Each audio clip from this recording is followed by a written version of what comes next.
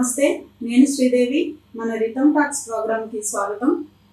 తెలుగునాట మహానాయకుడు, నట సార్వభౌముడు ఎన్టీ రామారావు గారి వర్ధంతి సందర్భంగా ఆ మహానీయుని విశేషాలు తెలుసుకునే ప్రయత్నం చేద్దాం. మనతో మాట్లాడేందుకు సామాజిక విశ్లేషకులు రమణ గారు ఉన్నారు. నమస్తే అండి. నమస్కారం మేడం. రమణ గారు, ఎన్టీ రామారావు గారు మీరు చూసారా, తెలుసుకున్నారా ఎప్పుడైనా? ముందుగా ఆ మహనీయుడికి 29వ వర్ధంతి సందర్భంగా నివాళి అర్పిస్తూ ఈ కార్యక్రమాన్ని మొదలు పెడదాం. మీరు అడిగిన ప్రశ్నకి సమాధానంగా ఎన్టీఆర్ని చూశారా అని అడిగారు. ఆయన సినీ రంగంలో ఉన్నప్పుడు, రాజకీయ రంగంలో ఉన్నప్పుడు కూడా ఆయనతో దగ్గరగా చూసే అదృష్టం, ఆయనతో కలిసే అదృష్టం కలిగింది మేడం. ఆయన స్ఫురద్రూపి. ఆయన్ని చూసిన వారెవరూ కూడా ఆ రూపాన్ని మర్చిపోవడం అనేది జరగదు. అంతటి స్ఫురద్రూపి ఆయన. ఆయన సభల్లో ప్రజల స్పందన ఎలా ఉండేది? ప్రజల స్పందన గురించి మనం మాట్లాడుకోవాలంటే, ఆయన 1982 సంవత్సరంలో తెలుగుదేశం పార్టీని స్థాపించినప్పుడు మొట్టమొదటిగా ఈ దేశంలో రథయాత్రకి శ్రీకారం చుట్టారు. ఆ ప్రజలను ఉద్దేశించి ప్రసంగించడానికి ఆయన బయలుదేరినప్పుడు రథయాత్రలో అసలు కనీ విని ఎరుగని సంఘటనలు జరిగేవన్నమాట.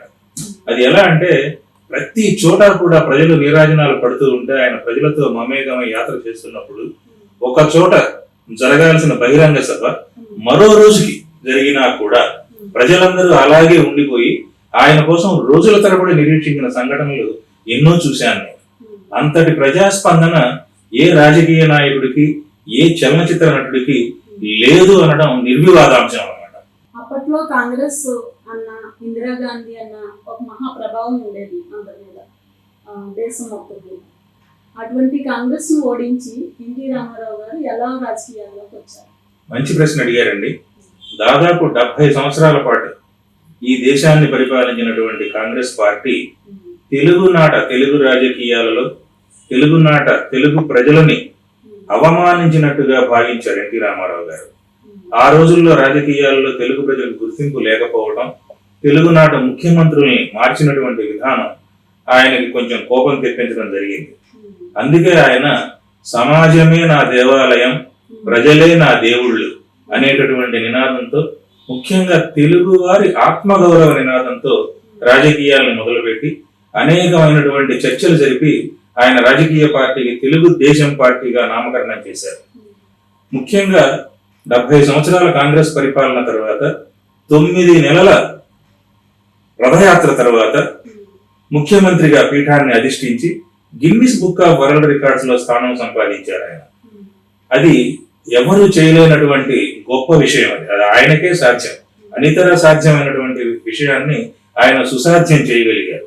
అలాగే ఇందిరాగాంధీ గారు ప్రధానమంత్రిగా ఉన్న రోజుల్లో కూడా ముఖ్యమంత్రులతో జరిపినటువంటి ప్లానింగ్ కమిషన్ సమావేశంలో అప్పటి అవిభక్త రాష్ట్ర ముఖ్యమంత్రిగా తారక రామారావు గారు వెళ్లి ముఖ్యమంత్రిగా పాల్గొన్నప్పుడు ఆయన లేచి తన వాణిని వినిపించడానికి ప్రయత్నించారు.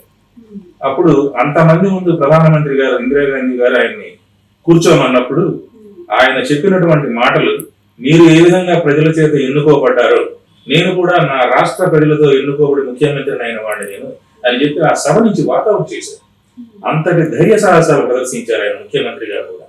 ఆయన పాలనలో నిరుపేదల కోసమే ఎక్కువగా పథకాలను ప్రవేశపెట్టారు. ఆయన మొదటి నుంచి కూడా పేదలంటే ఒక అవ్యాజమైన ప్రేమ ఉండేది.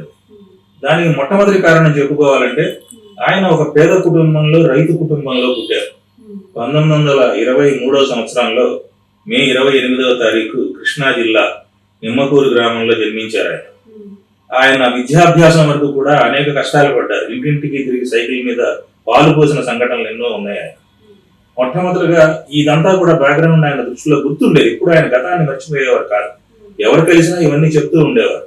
అలాగే 44 సంవత్సరాల నట ప్రస్థానంలో ఎన్నో ఆణిముత్యాలు లాంటి చిత్రాలని ప్రజలకు అందించి ప్రజల గుండెల్లో గుడి కట్టుకున్నటువంటి దేవుడిగా రూపాంతరం చెందిన తర్వాత అంతటి ఆప్యాయతని, ఆదరణని చూపించిన ప్రజల కోసం ఏదైనా చెయ్యాలి, ఈ ప్రజలకు మేలు చేయాలన్న ఉద్దేశంతో ఆయన రాజకీయాల్లోకి వచ్చారు. అందుకే నిరుపేదల కోసం ఆయన అనేకమైనటువంటి సంస్కరణల్ని, పథకాలను ప్రవేశపెట్టడం జరిగింది. ముఖ్యంగా 2 రూపాయలకి కిలో బియ్యం కానివ్వండి, అలాగే జనతా వస్త్రాల పంపిణీ కానివ్వండి, 500 రూపాయల ఆదాయం లోపల ఉన్నటువంటి వర్గాలకి, అలాగే ప్రతి వారికి కావాల్సింది ఏంటి, అన్న వస్త్రాలు, ఉండటానికి ఓ ఇల్లు కావాలి, నివాసం, కూడు గుడ్డ నీడ అంటాం. 5 లక్షల పక్కా ఇళ్ల నిర్మాణం జరిగింది ఆయన హయాంలో. ఇంకా చూస్తే రోడ్డు ఫెసిలిటీ లేనటువంటివి, రహదారి లేనటువంటి గ్రామాలన్నిటికీ కూడా 22,000 మైళ్ళ రహదారులు నిర్మించారు. ఆ విధంగా ప్రజలంటే ఆయన ఎప్పుడు దేవుళ్ళుగానే చూసేవాళ్ళు. ఆయన స్లోగనే అది, సమాజమే దేవాలయం, ప్రజలే నా దేవుళ్ళని ఎప్పుడు చెప్తూ ఉండేవారు. అందుకే ఆయన 1 రూపాయికి ఆశించకుండా, సుఖాలకు ఆశించకుండా, రూపాయి జీతం తీసుకొని ప్రజల కోసం సేవ చేయాలి అనేటటువంటి స్ఫూర్తితోనే ఆయన రాజకీయాల్లోకి వచ్చి ముఖ్యమంత్రిగా ఉండి తనదైనటువంటి శైలిలో పరిపాలన సాగించారు. ఎన్టీఆర్ పరిపాలనలో విప్లవాత్మకమైన మార్పులు ఒక్కటని చెప్పలేమండి. ఆయన పరిపాలనలో ఏ రాష్ట్ర ప్రభుత్వం, ఏ కేంద్ర ప్రభుత్వం కూడా చేయలేనటువంటి సంస్కరణల్ని అనేక రంగాల్లో చేయగలిగారు ఆయన. ఇది 1, 2, 3 అని చెప్పేవి కాదు. ముఖ్యంగా పేదల గురించి మనం మాట్లాడుకున్నాం. అలాగే విద్యారంగాన్ని తీసుకున్నట్లయితే ఆయన ముఖ్యమంత్రిగా ఉన్న కాలంలో అసలు ఎంత సేవ చేశారంటే, విద్యారంగానికి ఉదాహరణగా చెప్పుకోవాలంటే మహిళల ప్రగతి కోసం పద్మావతి మహిళా విశ్వవిద్యాలయం స్థాపించారు. వైద్య రంగం అభివృద్ధి కోసం వైద్య విశ్వవిద్యాలయం నెలకొల్పారు. తెలుగు భాషాభివృద్ధికి, తెలుగు సంస్కృతికి అభివృద్ధికి దోహదపడాలని తెలుగు విశ్వవిద్యాలయాన్ని స్థాపించారు.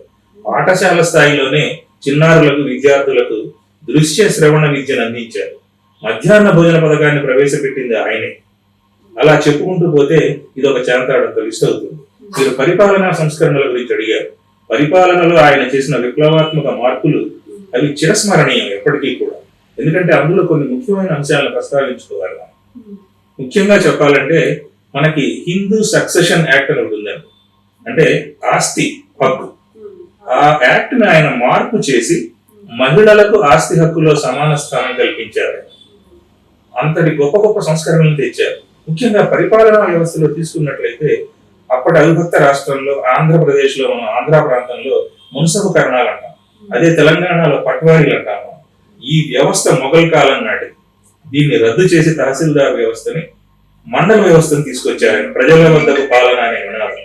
ఈ ప్రజల వద్దకు పాలనని ఈనాడు నాయకులు చెప్తున్నదంతా కూడా ఆయన దగ్గర నుంచి వచ్చినటువంటిది. కాబట్టి ఇటువంటి సంస్కరణలు ఆయన ఎన్నో తీసుకొచ్చారు పరిపాలనలో. అలాగే కళారంగంలో తీసుకున్నట్లయితే లలిత కళారంగంలో మనకి తెలుసు, హైదరాబాద్ లో లలిత కళాతోరణం నిర్మించింది వారే. బుద్ధ పూర్ణిమ ప్రాజెక్ట్, 58 రోజుల బుద్ధ విగ్రహం, తెలుగు వెలుగుల విగ్రహాలను స్థాపించారు.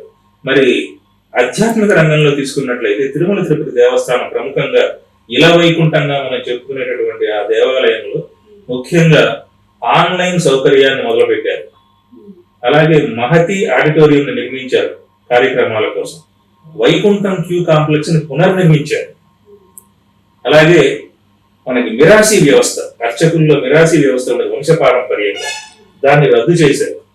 కాబట్టి ఇటువంటి మధ్యాహ్న పథకం, వెన్నమాంబ భోజన ప్రసాదం కింద భక్తులందరికీ కూడా అన్నప్రసాద వితరణ, ఇటువంటి కార్యక్రమాలు ఎన్నో ఆయన హయాంలో చెప్పుకుంటూ పోతే ఈ డిబేట్ లో సమయం సరిపోదేమో.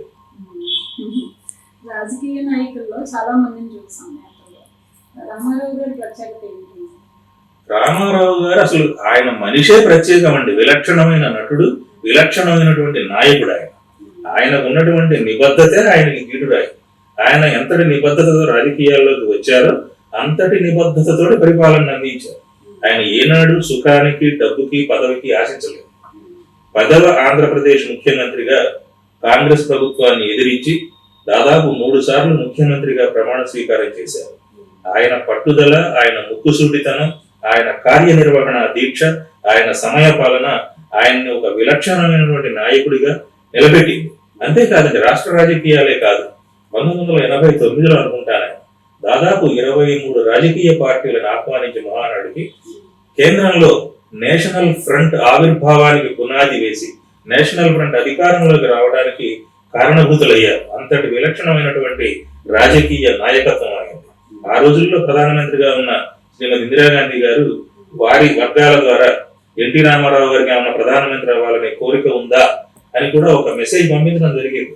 దానికి ఆయన ఇచ్చిన సమాధానం, నా రాష్ట్ర ప్రజలు, నా రాష్ట్ర సంస్కృతి, నా తెలుగు ప్రజలే నాకు ముఖ్యం, నాకు కేంద్ర పదవులపై ఆశ లేదు అని చెప్పారు.